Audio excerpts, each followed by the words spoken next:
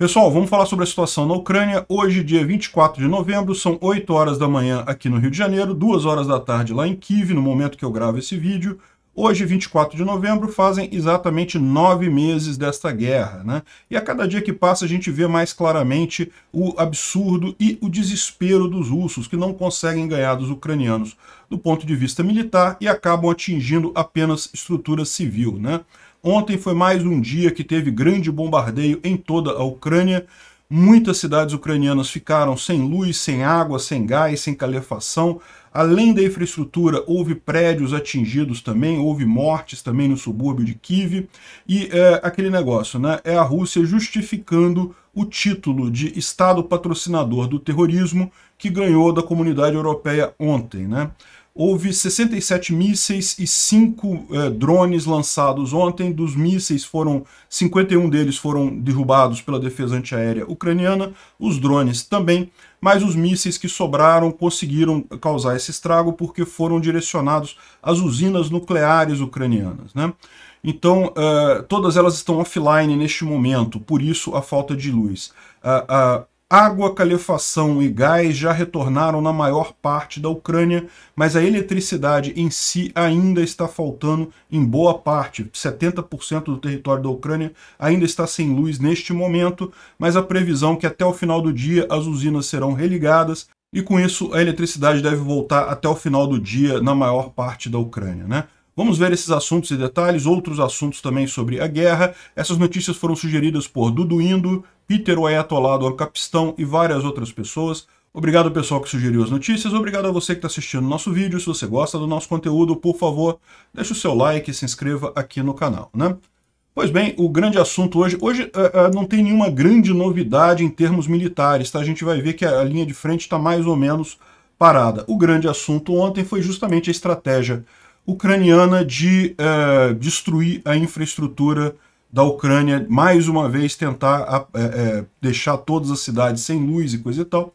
Conseguiram no primeiro momento, a maior parte já foi restaurada agora, ainda estão em processo de restauração. Infelizmente, um dos lugares em que caiu o míssil foi um prédio residencial no subúrbio de Kiev. Não tem nenhuma presença militar ali, não tem nada que indique por que lançar um míssil nessa região. Mas infelizmente é isso que aconteceu, né? E parece que houve mortes também. A gente não tem ainda o número exato, mas essa é a visão, né? O nome do subúrbio é Vyshhorod, na região de Kiev. E, bom, como diz o pessoal aqui, a impressão que dá é que a Ucrânia está sofrendo esses ataques a cada 7 dias, ou seja, a Rússia ataca, destrói a infraestrutura ucraniana, os ucranianos reconstruem, refazem a coisa, a Rússia vai lá e ataca novamente a infraestrutura. É um problema isso, a gente vai ver que isso pode continuar ao longo do inverno, que deve indicar um inverno bastante duro para os ucranianos. A capacidade de reparação desse tipo de equipamento é sempre muito grande, ainda mais com a ajuda do Ocidente, então não deve ficar faltando luz e calefação por muito tempo. Mas vai continuar dessa forma. Cada uma semana você tem esse tipo de coisa, né? Isso também, por quê? Porque o Putin quer forçar a negociação, a gente vai falar sobre isso daqui a pouquinho, né? Então, isso daqui foi a destruição ali perto e várias cidades ficaram sem luz. Aliás, muitas cidades ainda estão sem luz neste momento. Isso daqui foi um concerto de música clássica em Kiev ontem, que eles insistiram em ter o concerto mesmo sem luz, iluminaram com algumas lanternas aqui, e o pessoal foi lá e assistiu o concerto mesmo sem luz, né?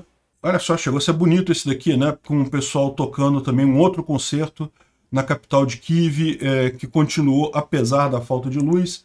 Tem também um vídeo aqui que está circulando sobre uma cirurgia sendo feita com lanternas, né? E geradores e coisa e tal para os equipamentos, porque o prédio em si tá sem luz, uma cirurgia de emergência que foi necessária.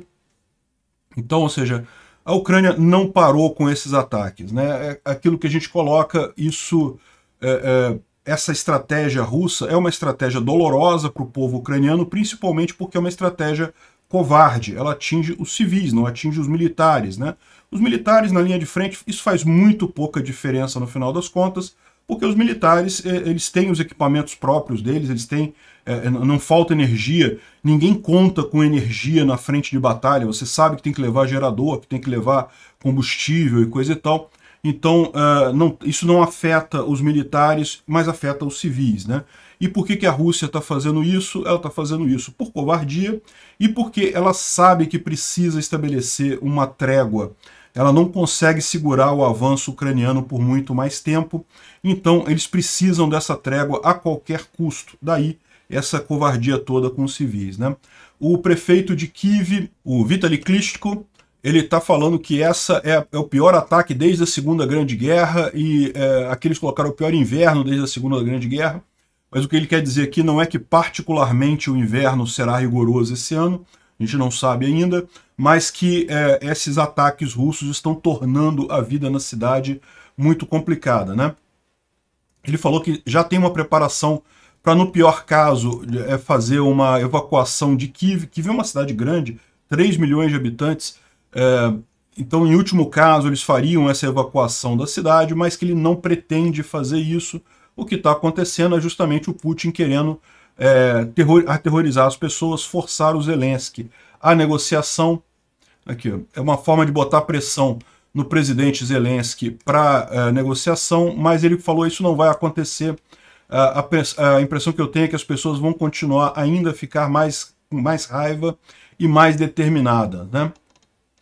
Então, essa é a situação lá. Como eu falei, isso não foi só em Kiev, Odessa também ainda tá sem luz. Eles já conseguiram restaurar a energia para a infraestrutura crítica. Aliás, isso é verdade na maior parte das cidades, ou seja, eles já colocaram energia onde é mais crítico, que são nos hospitais, bombas de água para o pessoal voltar a ter água e coisa e tal, mas nas casas ainda não tem energia elétrica, mas a expectativa é que ao longo do dia isso deve ser restaurado, né? E também Lviv, está aqui uma imagem lá de Lviv, também totalmente sem luz até o momento, o pessoal usando geradores para algumas coisas, e enfim, mas já está com água na cidade, o que é já uma coisa positiva, ou seja, a Ucrânia já está se recuperando. Esses ataques todos, embora sejam muito danosos, embora sacrifiquem muito a população, eles têm uma duração curta, porque rapidamente os serviços ucranianos retomam, como aconteceu este já é o terceiro ataque aberto de grandes proporções, né? Então, está mais do que claro que esse é o objetivo russo. Segundo o balanço das Forças Armadas ucranianas, houve 67 mísseis lançados ontem pelos russos, dos quais 51 foram destruídos pelas defesas antiaéreas ucranianas, e também os 5 drones também foram destruídos, né? É aquele negócio, é o que fala aqui o comandante em chefe das Forças Armadas da Ucrânia, o Zalushny.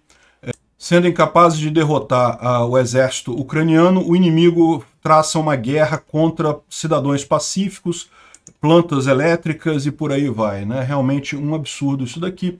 E o mais curioso é que ontem, no vídeo de ontem, eu falei que tinha um ataque a Kiev, né? E aí veio um monte de Rusete nos comentários. Vocês podem não ter visto, porque eu removo os comentários, eu bloqueio essas pessoas imediatamente assim que eu vejo. Mas aí veio um monte de Rusete falando assim, você fala que o exército da Ucrânia está avançando, mas aí olha só, a Ucrânia toda sendo bombardeada pela Rússia.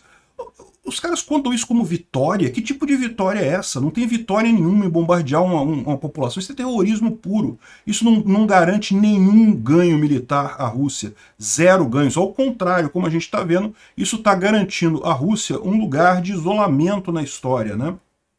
Mas enfim, Rusete é Rusete, né? Tem que fazer propaganda para a Rússia. É isso que eles fazem por aí. Eu bloqueio imediatamente aqui nos comentários assim que esse pessoal aparece. Bom, e olha só, aí vem aquela parte, né? Por que os russos estão fazendo isso? Eles estão fazendo isso porque eles precisam de um acordo, de um cessar-fogo. Eles sabem que as tropas russas, neste momento, estão muito fracas, estão desorganizadas, estão desmotivadas, então muito suscetíveis a novos ataques ucranianos, como a gente viu. Os ucranianos não estão parando, estão planejando já próximas iniciativas ali no sul da Ucrânia. Mas os russos querem uma trégua, né? E daqui está o Lukashenko, que é um fantoche do Putin, né? Ele não é o Putin, mas o que ele fala é basicamente o que o Putin pede a ele para falar. dando uma entrevista aqui falando que se a Ucrânia não quer a morte de um grande número de pessoas, eles têm que parar. Eles precisam parar isso porque não vai haver a completa destruição da Ucrânia e coisa e tal. Olha só o que eles estão falando. Quem tem que parar é quem está agredindo. Quem está agredindo é a Rússia. Se a Rússia quer parar a guerra, é só ela sair da Ucrânia. A guerra acaba agora. Sai de toda a Ucrânia, inclusive da Crimeia, e essa guerra acabou. Ninguém vai atrás da Rússia, não. A guerra acaba se os russos saírem do território da Ucrânia. Agora, olha só o que ele quer aqui. Na verdade, o que ele quer é que o Zelensky negocie paz com o Putin. Não vai acontecer. A gente falou já que os russos estão com um número de mísseis de precisão diminuindo a cada dia, né? Hoje gastaram mais 67. E muita gente fala assim, mas como é que está abaixo o nível de munições dos russos, o nível de mísseis dos russos, se eles ainda estão fazendo esses ataques, né? E a verdade é essa, se você olhar aqui, de fato, né, restam, por exemplo, Iskander, 119 mísseis de acordo com a contabilidade do Pentágono, né? Agora, se você pegar aqui esses mísseis que foram usados aqui, ó, o Ra-101, o Ra-555, tem aqui ó, 120, 150, 132, o Ra-22 ainda tem 370, desculpa, tem 120 aqui, o Ra-35 tem 356, enfim, ainda tem uma quantidade significativa desses mísseis, né? O Calibre, que foi muito usado ontem também, ainda tem 229 deles, né? Mas principalmente, olha só, o S-300, que ele é originalmente um foguete de defesa antiaérea, mas que está sendo usado pelos russos para atingir alvos em terra, ainda tem um bocado deles aqui, né? Ainda tem muita coisa ainda. Então, embora os números estejam realmente diminuindo, ainda dá para a Rússia manter esse tipo de ataque, pelo menos ao longo do inverno aqui na Ucrânia. E isso é provavelmente o que os russos pretendem fazer, né? Mas é o que eles estão fazendo, estão querendo, eles precisam dessa negociação, né? Os ucranianos têm que aproveitar este momento para justamente avançar no campo militar, né?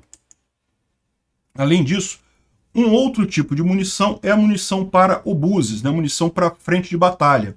E continua também, com o Kherson, por exemplo, continua sobre ataque de artilharia massivo nessa manhã. Foi pela terceira vez, explosões enormes foram audíveis na cidade, é algo realmente preocupante ali na região. E aí vem essa pergunta aqui, afinal, a munição realmente está acabando? Como eu falei, está acabando. Para um país do tamanho da Rússia, está chegando no final do estoque de munição de precisão, é algo preocupante, porque ela fica frágil até para outras fronteiras com outros países, né? Mas isso não quer dizer que ela não consiga fazer esses ataques, ainda consegue fazer esses ataques por muito tempo. Ela está fazendo exatamente como a gente explicou, a cada 7 dias ela vai lá, espera a Ucrânia consertar toda a rede dela, vai lá e ataca de novo. Espera a Ucrânia consertar tudo, ataca novamente, né?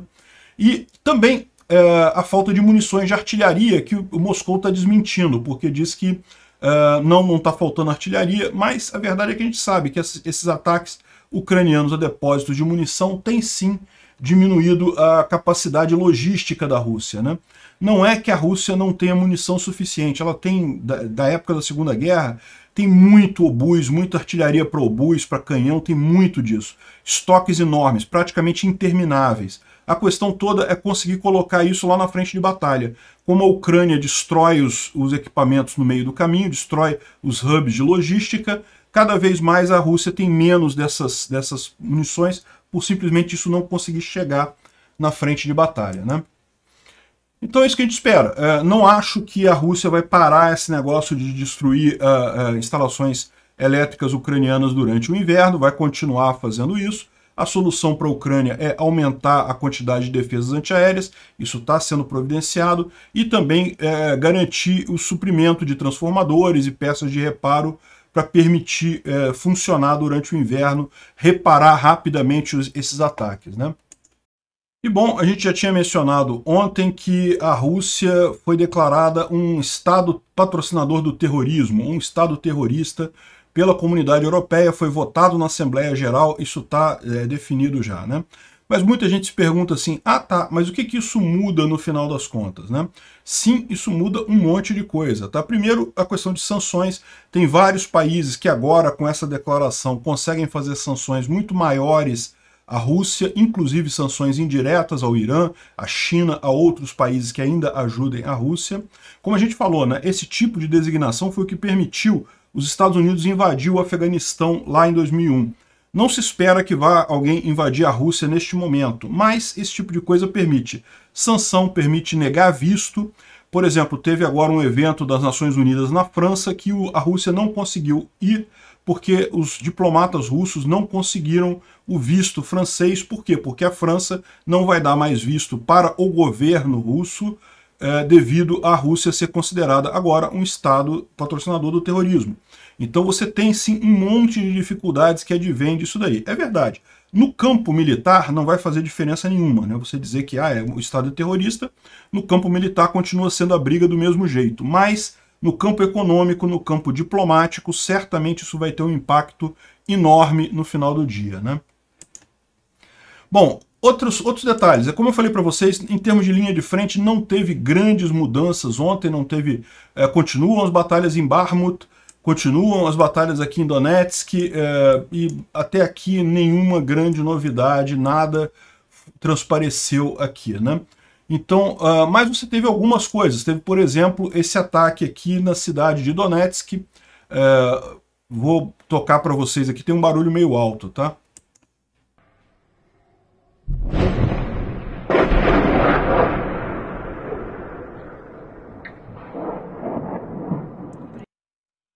Não dá para ver nada, mas dá para ouvir o barulho de alguma coisa sendo atingida aqui. Isso foi o que a gente teve aqui de ataques aqui nessa região, né, em Donetsk, né? Mas, de resto, não tem nenhuma grande novidade aqui.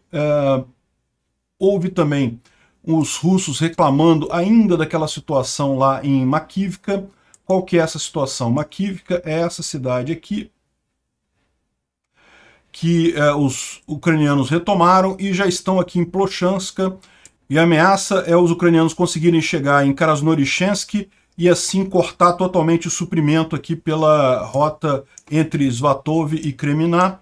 E repara, como os russos estão bombardeando aqui, é sinal que os ucranianos já estão nessa cidade, né? Já estão aqui em Plochanska, como a gente mencionou. E o que é isso daqui, né? Foi justamente, lembra aquele caso dos soldados que se renderam e depois acabaram mortos, da perfídia e coisa e tal? Ainda é esse caso.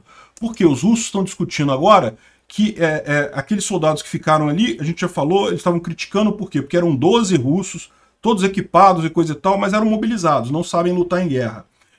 Se renderam para 4 ucranianos. Mas estou falando que é muito pior ainda, que foi todo o batalhão deles, que é todo mundo mobilizado, que retraiu, deixou só aqueles caras lá na frente, por isso eles se renderam. Eles viram que todos os companheiros abandonaram e coisa e tal. E, mais do que isso agora, eles estão culpando esse pessoal que recuou justamente por essa brecha na linha de frente russa ali na região, né? Então, aqui ele está dizendo aqui que todo mundo viu o vídeo onde os mobilizados de Serpukov reclamaram que foram abandonados pelos comandantes, então foram forçados para fugir como um comboio, né, como uma manada. É o mesmo batalhão que abandonou suas posições em Makivka e fugiu, deixando alguns de seus companheiros que foram então executados pelos ucranianos, né? Lembra, isso aqui é um blog russo, então ele usa esse termo aqui, né? E devido a isso, a linha de frente quase colapsou. Todos nós vimos esse vídeo, né? E aí ele está contando um caso, ele diz que é um soldado desde 2014 e que o destacamento dele estava no aeroporto de Donetsk em 26 de maio de 2014, quando os ucranianos no aeroporto retomaram o aeroporto e coisa e tal, mas eles não saíram enquanto não recolheram todos os soldados que estavam lá, não pode deixar soldado para trás. Ele fala que pegaram até os corpos dos mortos, está exagerando um pouco, mas fala que pegaram até os corpos dos mortos, quando recuaram, mas levaram todos os soldados com eles no recuo, e então o evento pior aconteceu, que a gente acabou sendo bombardeado pelos nossos próprios comandantes, né? Ou seja, os russos bombardearam a posição achando que eles já tinham saído. Tivemos mais de 30 mortos nisso daí, mas não saímos do aeroporto enquanto todo mundo foi retirado, né? E aí ele fala aqui que essa unidade agora devia ser punida. junto com todo o comando e todo o batalhão. Primeiro, punição ao comandante do batalhão, que agiu como um degenerado e um covarde, que não garantiu a comunicação e as necessidades, né, da unidade que foi confiada a ele, né?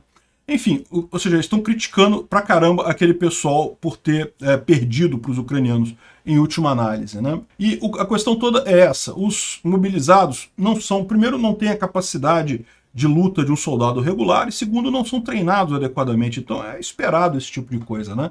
É por esse tipo de situação que os russos querem a todo custo um cessar-fogo, querem parar a guerra agora. Por quê? Porque eles entendem que isso seria o tempo para treinar esse pessoal, para conseguir capacitar, para chamar mais mobilizados e coisa e tal. Só que para a Ucrânia não interessa isso. A Ucrânia quer aproveitar justamente que os russos estão no momento de fraqueza agora, no momento até de pânico, no momento de desmobilização, desmotivação total, para avançar. Tem que continuar avançando, isso é a lógica, né? O Arestovich fez ontem uma live e ele fala aqui sobre a questão do Parlamento Europeu, que declarou a Rússia um Estado patrocinador de terrorismo, e é a primeira vez na história recente quando a União Europeia foi mais rápida que os Estados Unidos nessa questão importante, né? Isso agora vai tornar muito mais fácil aplicar sanções secundárias para todos os países que suportam a Rússia. Ele fala aqui sobre os bombardeios a cada 7 a 10 dias, justamente porque, segundo eles, os bombardeios russos precisam de manutenção. Você tem manutenção prévia e manutenção posterior dos bombardeios estratégicos, tem todo um plano para enganar as defesas antiaéreas ucranianas, enfim. Eles fazem todo um processo para isso e tendem a incluir isso numa data significativa, né? Então, ontem eles fizeram isso durante o voto do parlamento, né? Então, ou seja, dá para ver que realmente é uma estratégia russa para tentar esmorecer a Ucrânia. Não vão conseguir, né? Os Estados Unidos anunciou o suprimento de 150 metralhadoras com visão térmica para destruição de drones e, enfim, mais um monte de coisa aqui, artilharia, Humvees, né? Aquele Jeep, né, leve, mais bacana, mais reforçado. Enfim, um monte de coisa aqui, né? Mas, como ele aponta aqui, ainda não tem mísseis de longo alcance. Cada vez que a Rússia aumenta a força nesses ataques a civis, isso aumenta o suporte para novos pacotes de suporte para a Ucrânia e novos pacotes de sanções para a Rússia, né? Como a gente falou, as coisas estão relativamente calmas, né? Mas ele fala aqui, ó, lá em Zaporísia, tem a concentração de tropas russas em Melitopol e nas principais estradas, o resto não é fácil de defender, os ucranianos estão melhorando a posição deles ali na região. Em Ruliapole, a Ucrânia fez um ataque massivo por 3 dias nas forças russas, principalmente tentando destruir a artilharia russa para ganhar uma paridade. Em Pavlivka, Vuhledar, parece que os russos pararam de atacar, perceberam que é uma ideia estúpida atacar ali. Em Marinka, Bakhmut, Bilororivka, existem vídeos de pilhas de corpos. Eu mostrei alguns vídeos para vocês alguns dias atrás, né, com vários corpos de russos ali próximos a Bakhmut, e porém a Rússia continua atacando ali, né?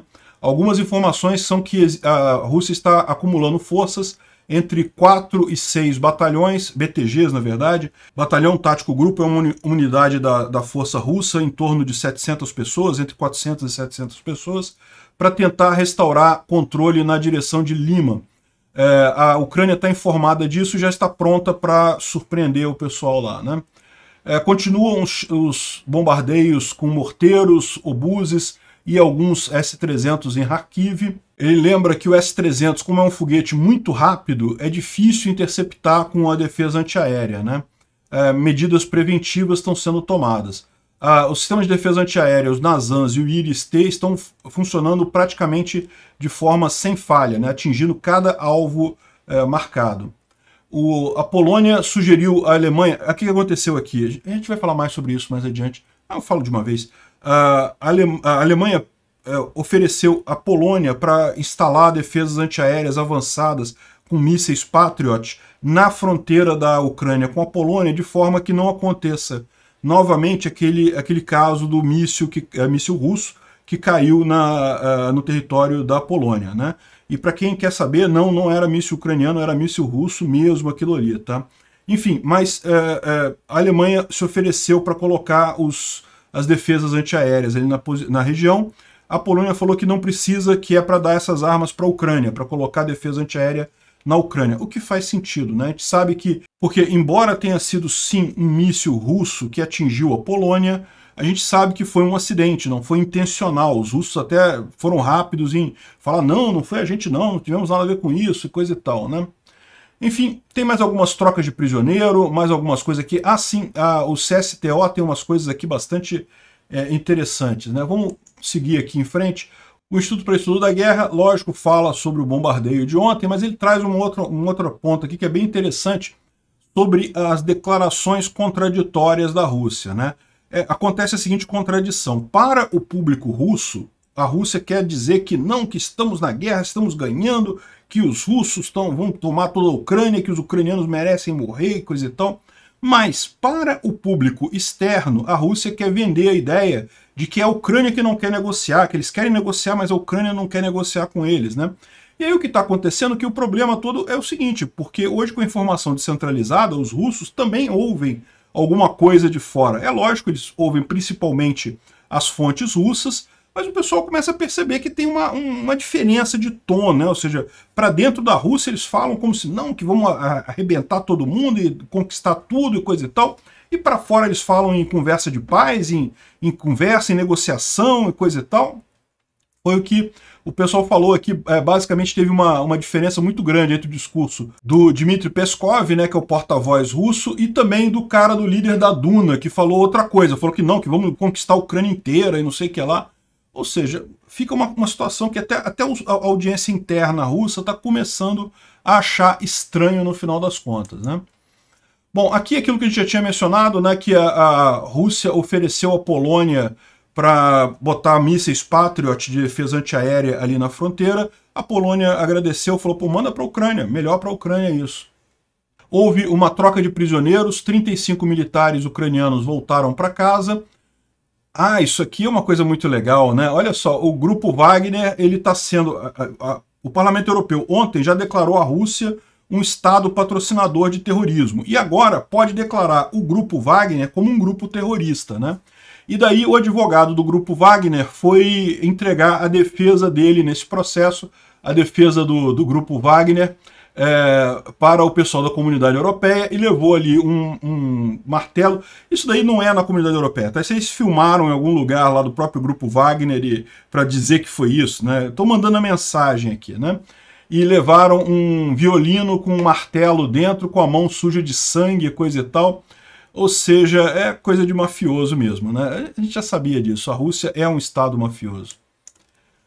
E outra coisa que você pode perguntar, mas o que muda se o Grupo Wagner for acusado de ser um grupo terrorista e coisa e tal? Muda bastante coisa, né?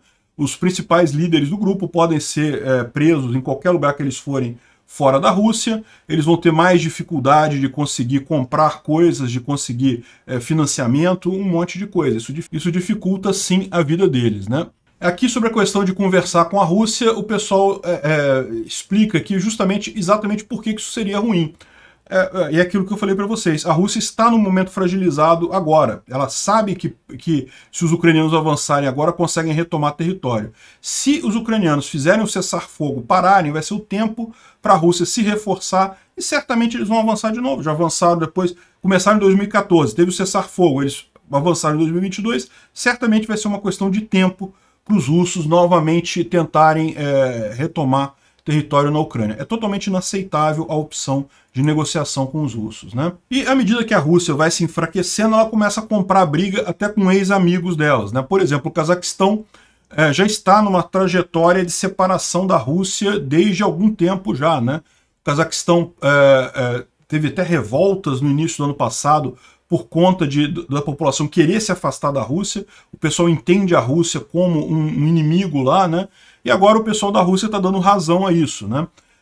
Olha só, o Cazaquistão está no mesmo processo de nazificação que a Ucrânia, né? Ou seja, já estão falando que... e tem um monte de russos lá, então talvez a Rússia tenha que invadir o Cazaquistão. estão mandando um recado para o Cazaquistão justamente porque o Cazaquistão não quer mais ser um capacho da Rússia, quer ter de novo um país independente. E isso explica por que tantos países que eram da esfera de influência russa buscam a OTAN. Porque é lógico, todo mundo sabe que a Rússia só usa a força nesses casos. A Rússia é uma máfia imperialista, né?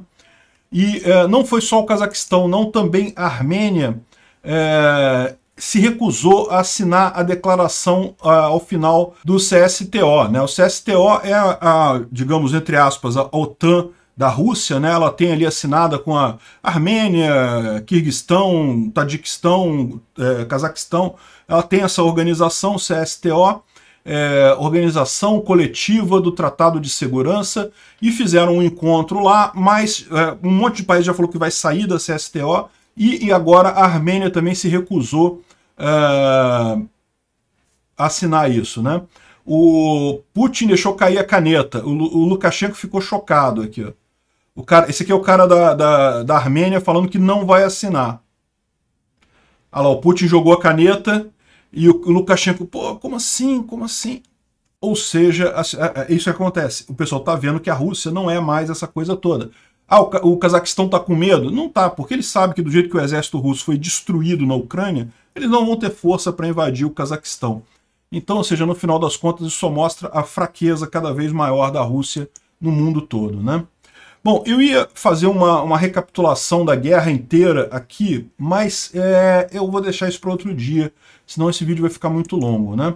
O pessoal do Instituto para Estudo da Guerra mencionou que os russos estão começando a ficar com mensagens trocadas nessa história, né? O fato da Rússia estar com uma mensagem para fora e outra para dentro começou a despertar na cabeça das pessoas algumas coisas estranhas. E aqui, esse cara aqui é o Anatoly Shairi, que é um fanático pela guerra, é um cara que defendeu a guerra desde o início, coisa e tal, um nacionalista russo lá. Olha o que ele está falando aqui, ó. Essa guerra não é contra o regime. As autoridades russas, elas próprias, disseram várias vezes que eles não querem derrubar o Zelensky, né? Não querem derrubar o regime na Ucrânia. Estão constantemente implorando por negociações. E fazem isso de forma tão óbvia que os conselheiros do Zelensky já começaram a fazer troll disso daí, né? Isso não é uma guerra contra os nazistas, porque de outra forma eles não teriam liberado os mais notórios deles. Ele está falando aqui sobre o batalhão Azov, que foi capturado em parte pelos russos e foi trocado numa troca de prisioneiros, né?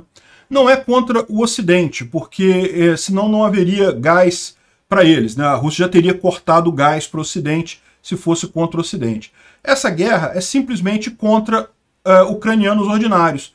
O que eu estou vendo é um trabalho sistemático contra os mais comuns ucranianos. Grandes especialistas, incluindo aqueles traidores avisados pelo governo russo, que abertamente chamaram pela morte da sua própria pessoa contra o fim de... Agora estão falando sobre o fim de tudo. Tudo vai acabar na escuridão, né? E já falaram sobre isso 5 vezes agora. Ou seja, ele está falando o quê? Dessa visão dos russos agora de atirar na infraestrutura ucraniana para destruir os ucranianos. Ou seja, o que ele está falando aqui, trocando em miúdos? Que ficou claro para ele que essa guerra é uma guerra contra os ucranianos mesmo. Não é uma guerra contra nazistas, ou contra o Ocidente, ou contra não sei o que lá, o mundo ocidental, a degeneração ocidental. Não é nada disso. É uma guerra contra o povo ucraniano, né? E isso, lá na Rússia, tem um peso muito grande. Por quê? Porque, embora sejam povos totalmente diferentes, tem muito russo que tem parente ucraniano e tem muito ucraniano que tem parente russo. Essa guerra só é aceita porque era, em tese, contra os nazistas, ou contra o Ocidente, ou contra não sei o que lá, e o cara está chegando à conclusão aqui de que não é nada contra nada disso, é contra o povo ucraniano mesmo, no final das contas, né? E, bom, ao final, na Assembleia Ucraniana passou aqui uma resolução para renomear a Rússia para Moscóvia, que era o nome original, né? Moscóvia, ou Principado de Moscou, era o nome original da cidade de Moscou. Para quem não sabe a história russa, a Rússia começou como um Principado de Moscou, que era parte do Império de Kievan Rus. Então Kiev era a capital e a Rússia, ou Moscou, era só uma um estado subsidiário, aí teve a invasão mongol, e aí a cidade de Moscou começou a crescer, o Principado de Moscou começou a crescer depois da invasão mongol, e se tornou, em determinado momento, a Rússia, né? Então, o pessoal de Kiev está chamando para renomear a Rússia para Moscóvia. Eu acho legal, eles podem renomear em todos os livros, na Ucrânia e coisa e tal, passar a chamar a Rússia de Moscóvia. Faz todo o sentido do mundo, né?